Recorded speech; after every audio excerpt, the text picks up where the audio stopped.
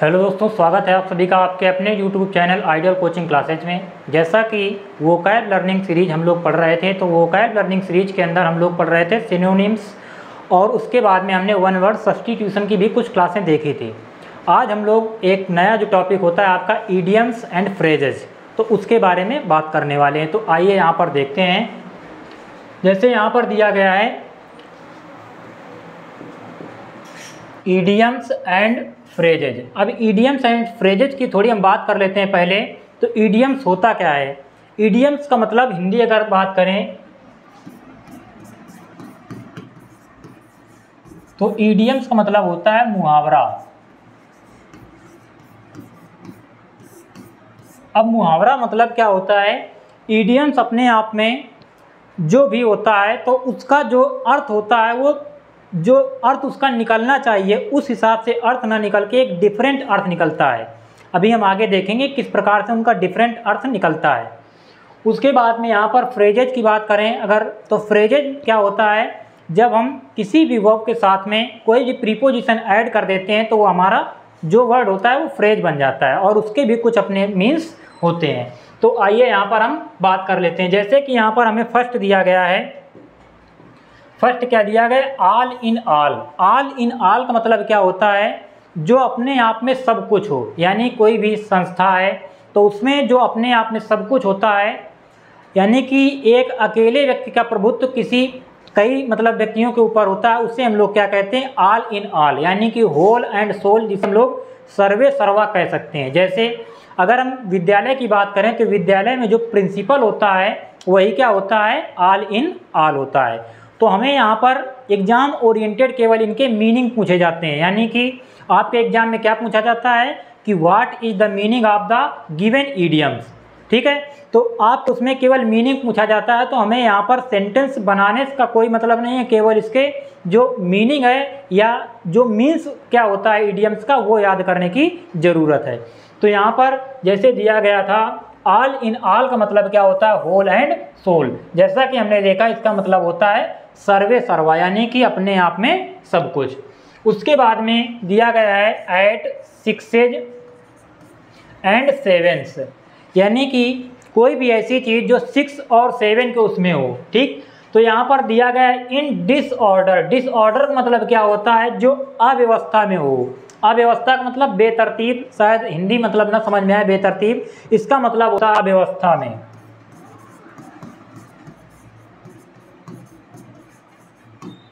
अव्यवस्था में, तो यहाँ पर हम कह सकते हैं एट सिक्सेज एंड सेवेंस का मतलब इन डिसऑर्डर, यानी बेतरतीब, यानी कि जो चीज़ अपने एक क्रम में ना हो। जैसे कि हम बात करें, मतलब अगर पार्किंग की गई है तो कार पार्किंग अलग है, बाइक पार्किंग अलग है, लेकिन वहीं पर अगर डिसऑर्डर देखा जाए तो कार के बीच में बाइक को पार कर दिया जाए तो वो क्या हो जाएगा? अपने आप में डिसऑर्डर हो जाएगा।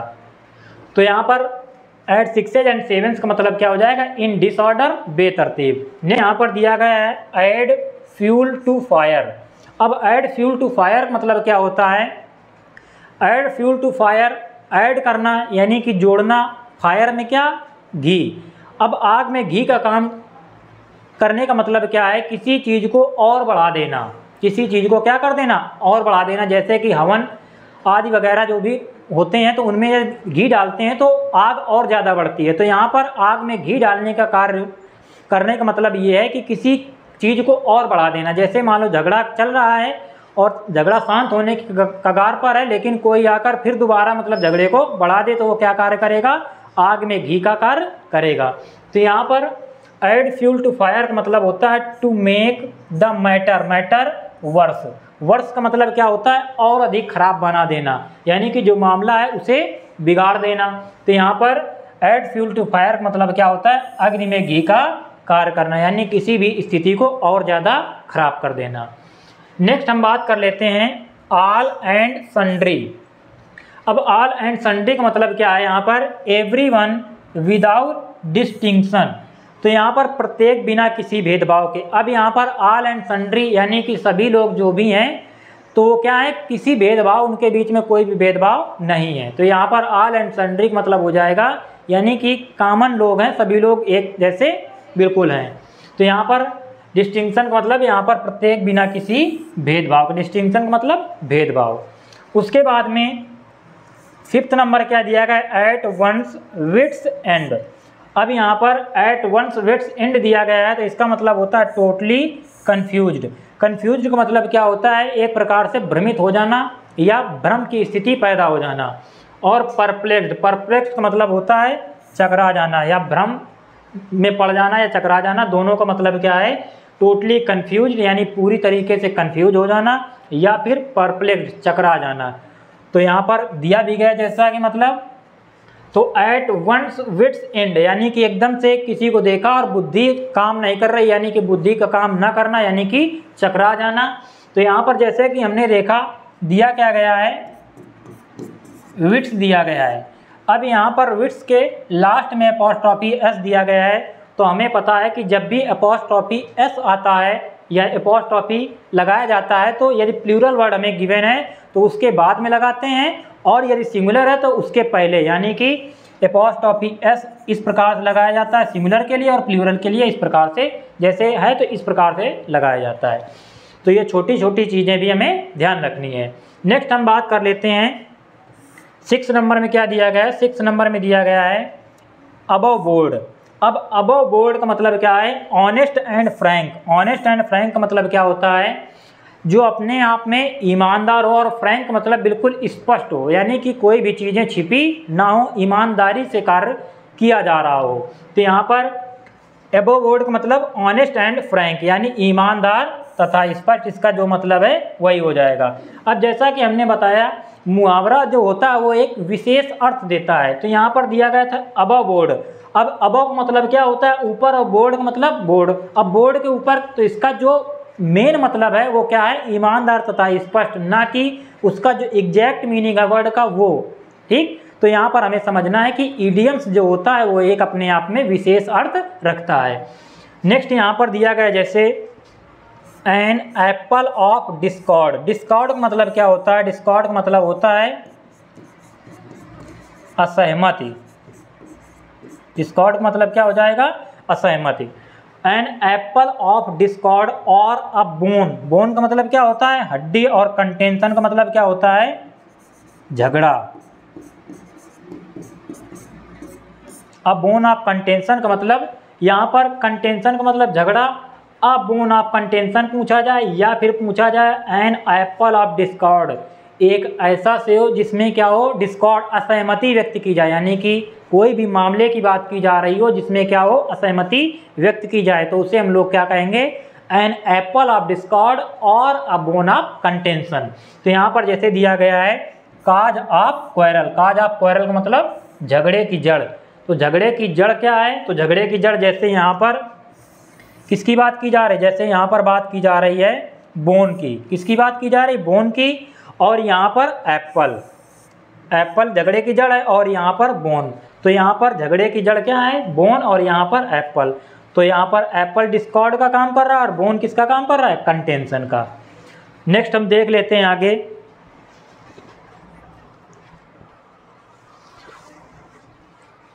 यहाँ तक सभी समझ में आ गए होंगे। तो यहाँ पर हमें इनका केवल मीन्स समझना है, बाकी इनके सेंटेंस मेकिंग से हमें कोई मतलब नहीं। सेंटेंस भी आप अपने आप में बना सकते हैं, कोई दिक्कत नहीं है।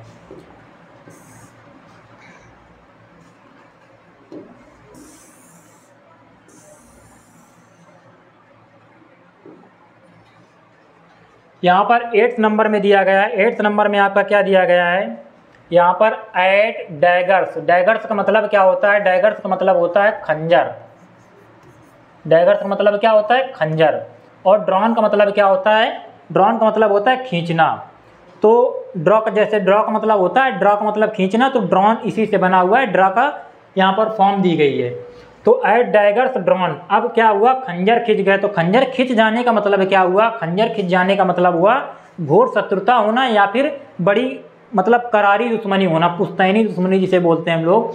तो यहाँ पर ओपन एनिमिटी यानी कि खुली शत्रुता, बिल्कुल मैदान में है, कह रहे आ जाओ, जो भी होगा देखा जाएगा, तो वही क्या हो जाएगा, घोर शत्रुता। जैसे कि पहले के उसमें क्या होता था, जो डायनेस्टी होती थी वो एक दूसरे से जैसे अपोजिशन में है तो घोर शत्रुता रखती थी। तो यहाँ पर ओपन एनिमिटी का मतलब क्या हो जाएगा, घोर शत्रुता या फिर बिटर। बिटर का मतलब बहुत ज़्यादा बिल्कुल गहरे, और इनेमीज का मतलब शत्रु। तो घोर शत्रुता किसका मतलब हो जाएगा? At daggers drawn. अब एट डैगर्स ड्रॉन, खंजर खींचने का मतलब क्या है कि वहाँ पर घोर शत्रुता है। तो यहाँ पर ये इसका क्या हो जाएगा? विशेष अर्थ हो जाएगा घोर शत्रुता। नेक्स्ट दिया गया है an apple of one's eye. An apple of one's eye, अब किसी की आँख का तारा होना, इसका मतलब क्या है? किसी की आँख का तारा होना। An apple of one's eye. Apple का मतलब यहाँ पर सेब से नहीं है, यहाँ पर किसी एक वस्तु से है जो मतलब किसी को बहुत प्यारी है। तो an apple of one's eye का मतलब हो जाएगा वेरी डियर, यानी आँख का तारा होना या बहुत प्यारा होना। तो यहाँ पर an apple of one's eye, इसका मतलब क्या है? वेरी डियर, आँख का तारा। नेक्स्ट दिया गया है अगेंस्ट द रेनी डेज। अब अगेंस्ट का मतलब क्या होता है? विरुद्ध, और द रेनी डेज यानी कि बरसात के दिनों के विरुद्ध, यानी कि फॉर हार्ड, यहाँ पर हैंड डेज नहीं होगा, फॉर हार्ड डेज होगा। फॉर हार्ड डेज यानी बुरे दिनों के लिए। अब मान लो अगेंस्ट द रेनी डे, अब कोई भी काम हमें क्या करना है, जैसे मान लो बरसात का समय क्या होता है? खराब होता है, तो उसके अगेंस्ट जाना है। तो अगेंस्ट जाने के लिए हम क्या करेंगे? पहले से बरसात से बचने के लिए व्यवस्था करेंगे, तो वही क्या हो जाएगा? उसके अगेंस्ट हो जाएगा। यानी बरसात से बचने के लिए जो कार्य करेंगे वही उसके बरसात के अगेंस्ट होगा। तो यहाँ पर जैसे दिया गया अगेंस्ट द रेनी डेज, इसका मतलब क्या है? फॉर हार्ड डेज यानी बुरे दिनों के लिए। नेक्स्ट यहाँ पर दिया गया है एट आर्म्स लेंथ। अब आर्म का मतलब क्या होता है? भुजा, और भुजा की थोड़ी दूरी पे हो तो क्या कहलाएगा? एट अ डिस्टेंस, यानी जो बहुत दूर ना हो। ठीक है, एट अ डिस्टेंस मतलब एक थोड़ी दूरी पर, तो यहाँ पर दूर हम कह सकते हैं। तो एट आर्म्स लेंथ। उसके बाद में नेक्स्ट दिया गया है एन एक्स टू ग्राइंड, यानी कुल्हाड़ी में क्या कर रहे हैं? धार लगा रहे हैं। ग्राइंड का मतलब होता है वैसे पीसना, तो ग्राइंड मतलब धार लगाने से यहाँ पर हम लगा सकते हैं, क्योंकि कुल्हाड़ी की बात की गई है। तो यहाँ पर दिया गया है एन एक्स टू ग्राइंड, यानी कि पर्सनल एंड टू सर्व, यानी अपना स्वार्थ सिद्ध करना। अपना स्वार्थ सिद्ध करने का मतलब यहाँ पर ये है कि कोई भी कार्य है उसमें अपने स्वार्थ की केवल भावना रखना, दूसरे के स्वार्थ से कोई चिंता नहीं है। तो यहाँ पर एन एक्स टू ग्राइंड का मतलब क्या है? Personal end to serve. अब जैसे मान लो कोई लकड़ आ रहा है, तो वो क्या कर रहा है? कुल्हाड़ी में धार लगा रहा है, तो पेड़ काटने के लिए लगा रहा है क्योंकि लकड़ आ रहा है। अब वो जंगल के बारे में नहीं सोच रहा है, ना ही पर्यावरण के बारे में सोच रहा है, वो केवल अपने स्वार्थ के बारे में सोच रहा है। तो वही इसका मतलब है एन एक्स टू ग्राइंड का मतलब पर्सनल एंड टू सर्व, यानी अपना स्वार्थ सिद्ध करना। नेक्स्ट यहाँ पर दिया गया है at the 11th hour. At the 11th hour का मतलब क्या हो जाएगा? At the last moment. अब यहाँ पर जैसे हम बात करते हैं तो 11 के बाद में क्या आता है? 12 आता है। तो 11 क्या है? एकदम लास्ट है। अब इसके बाद में सीधे क्या आ जाएगा? 12 आ जाएगा। तो एट द 11th आवर का मतलब हम कह सकते हैं कि लास्ट मोमेंट की बात की जा रही है। यहाँ पर 11 बजे से कोई मतलब नहीं है, ये 11 जो है वो संकेत कर रहा है लास्ट की तरफ। तो यहाँ पर क्या हो जाएगा? एट द लास्ट मोमेंट, यानी अंतिम समय पर। उसके बाद में दिया गया है एट अ स्टोन्स थ्रो। अब यहाँ पर at a stone throw, stones हम क्या कर सकते हैं? ज़्यादा से ज़्यादा थोड़ी दूरी पर फेंक सकते हैं। तो यहाँ पर दिया गया है एट अ स्टोन थ्रो मतलब नियर पास, यानी कि एट अ शॉर्ट डिस्टेंस हम लोग कह सकते हैं नियर के लिए। उसके बाद हम बात कर लेते हैं नेक्स्ट।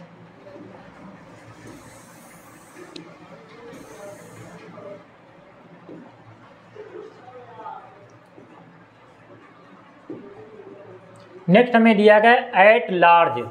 अब कोई चीज़ क्या है? लार्ज एरिया है, यानी कि अगर क्लस्ट्रोफोबिया जिसको है तो बंद एक जगह है, तो छोटी जगह क्या होती है? छोटी जगह में आप बिल्कुल बंद महसूस करते हैं। उसके बाद में यहाँ पर एट लार्ज की बात की जा रही है। अब आपको जंगल में छोड़ दिया जाए तो आप क्या महसूस करेंगे? बिल्कुल फ्री।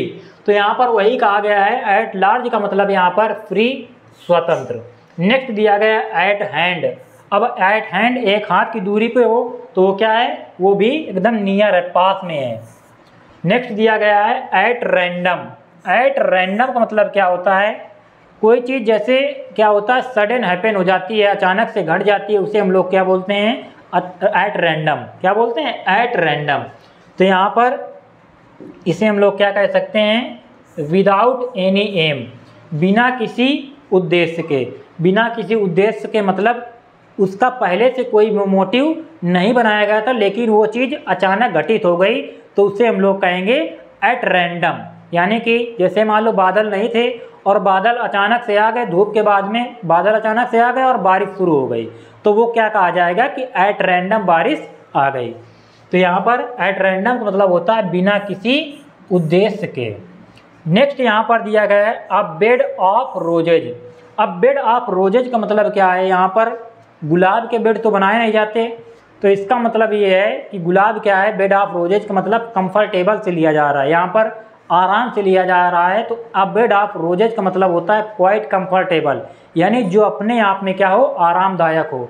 तो यहाँ पर इसे हम लोग फूलों की सेज बोल सकते हैं। क्वाइट, क्वाइट का मतलब क्या होता है, यहाँ पर जैसे दिया गया है क्वाइट वर्ड, क्वाइट का मतलब क्या होता है, और एक होता है क्विट, और एक होता है आपका क्वाइट। तो यहाँ पर जैसे कि ये बीच वाला दिया गया है, क्या दिया गया है, क्वाइट दिया गया है। तो इस क्वाइट का मतलब क्या होता है, इस क्वाइट का मतलब होता है कंप्लीट। इस क्वाइट का मतलब क्या होता है, कंप्लीट, यानी कि संपूर्ण बोल सकते हैं, परफेक्ट बोल सकते हैं। नेक्स्ट यहाँ पर दिया गया है, नेक्स्ट क्या दिया गया है आपका, नेक्स्ट दिया गया है ये क्वाइट। जैसे ये वाला क्वाइट की अगर हम बात करें तो इस क्वाइट का मतलब क्या होता है, यहाँ पर इस क्वाइट का मतलब होता है शांत। और उसके बाद में इस क्विट का मतलब क्या होता है, इसका मतलब होता है अलग करना, अलग करना, to separate something from something, that is called quit. Next हम बात कर लेंगे अभी यहाँ पर जैसे दिया गया है apple pie order. Apple pie order. अब एप्पल क्या है, देखा होगा जो सेव वाले होते हैं, दुकान वाले होते हैं, फल बेचने वाले होते हैं, वो क्या करते हैं, एक एक सेव को बिल्कुल क्रम में लगाते हैं। तो वैसे इसे हम याद कर सकते हैं, एप्पल पाई ऑर्डर का मतलब क्या हो जाएगा, इन परफेक्ट, परफेक्ट मतलब कंप्लीट, ऑर्डरली अरेंजमेंट, अरेंजमेंट का मतलब किसी चीज़ की व्यवस्था करना, और किसमें, परफेक्ट ऑर्डर में, तो यानी सुव्यवस्थित रूप में, सुव्यवस्थित रूप में किसी को रखना, तो वो क्या कहलाएगा, एप्पल पाई ऑर्डर। नेक्स्ट हम बात कर लेते हैं ऑल ग्रीक एंड लैटिन। यहाँ पर ऑल ग्रीक एंड लैटिन जैसे दिया गया है, तो इस ईडियम्स का हमसे मीन्स पूछा जाएगा। तो ईडियम्स का मीन्स हम कैसे पता करेंगे, जैसे ग्रीक और लैटिन जो लैंग्वेज होती है वो समझने में क्या होती है, बहुत कठिन होती है। जो वर्ड होता है तो वर्ड वो उसका अर्थ ना हो के दूसरा कुछ अर्थ निकलता है। तो यहाँ पर ग्रीक और लैटिन लैंग्वेज क्या है, समझने में कठिन होती है, तो उसी से क्या बना दिया गया, यहाँ पर ईडियम्स बना दिया गया है। तो ईडियम बना दिया गया है। ऑल ग्रीक एंड लैटिन का मतलब क्या हो जाएगा, वेरी डिफिकल्ट टू अंडरस्टैंड, यानी कि समझने में बहुत कठिन। इसे हम क्या बोल सकते हैं, समझने में बहुत कठिन। तो ऑल ग्रीक एंड लैटिन का मतलब वेरी डिफिकल्ट टू अंडरस्टैंड, समझने में बहुत कठिन। तो ये हमारे आज के रहे 20 ईडियम्स। आशा करते हैं आप लोगों को ये क्लास बहुत अच्छे से समझ में आई होंगी, और जो भी ईडियम्स थे उनका अर्थ भी आपको अच्छे से समझ में आया होगा। तो मिलेंगे नेक्स्ट वीडियो में इसी उमंग और उत्साह के साथ में। तब तक के लिए सभी को जय हिंद, और जो भी हमारे चैनल को देखने वाले लोग हैं वो हमारे चैनल को सब्सक्राइब अवश्य कर लें। Thank you.